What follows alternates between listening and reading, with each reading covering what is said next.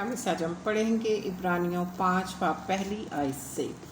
क्योंकि हर सरदार काहिन आदमियों में से मुंतखब होकर आदमियों ही के लिए उन बातों के वास्ते मुकर्रर किया जाता है जो खुदा उसे इलाका रखती हैं,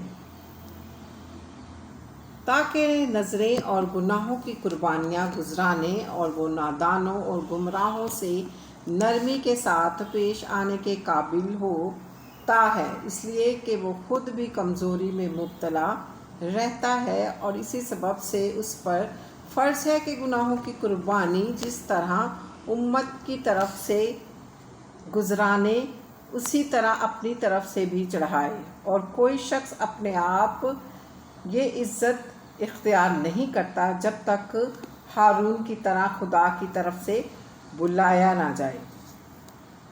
इसी तरह मसीह ने भी सरदार कायन होने की बुजुर्गी अपने ताई नहीं दी, बल्कि उसी ने दी जिसने उससे कहा था कि तू मेरा बेटा है, आज से तू मुझसे पैदा हुआ।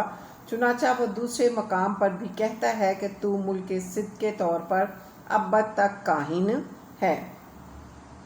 उसने अपनी बशरियत के दिनों में ज़ोर ज़ोर से पुकार कर और आंसू बहा बहा कर उसी से दुआएं और इल्तिजाएं की जो उसको मौत से बचा सकता था, और खुदा तरसी के सबब से उसकी सुनी गई और बावजूद बेटा होने के उसने दुख उठा कर फरमाबरदारी सीखी और काहिन बनकर अपने सब फरमाबरदारों के लिए अबदी निजात का बाइस हुआ।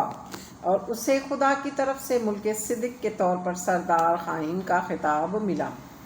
ईमान को तर्क करने के खिलाफ इंतबाह। इसके बारे में हमें बहुत सी बातें कहना है जिसका समझाना मुश्किल है, इसलिए तुम ऊंचा सुनने लगे हो। वक्त के ख्याल से तो तुम्हें उस्ताद होना चाहिए था, मगर अब इस बात की हाजत है कि कोई शख्स खुदा के कलाम के इब्तदाई असूल तुम्हें फिर सिखाए, और सख्त ग़िज़ा की जगह तुम्हें दूध पीने की हाजत पड़ गई, क्योंकि वो दूध पीते हुए को रासबाजी के कलाम का तजर्बा नहीं होता, इसलिए कि वो बच्चा है। और सख्त ग़िज़ा पूरी उम्र वालों के लिए होती है, जिनके हवास काम करते करते नेको बद में इम्तियाज़ करने के लिए तेज़ हो गए हैं। पाक कलाम के पढ़े और सुने जाने पर खुदावंद की बरकत हो, खुदावंद का शुक्र हो। खुदावंद का कलाम ज़्यादा से ज़्यादा शेयर किया करें, लाइक किया करें, मेरा चैनल सब्सक्राइब करें, ताकि खुदा का कलाम दूर दूर तक फैलने वाला हो। Hallelujah, praise the Lord, God bless you all, आमीन।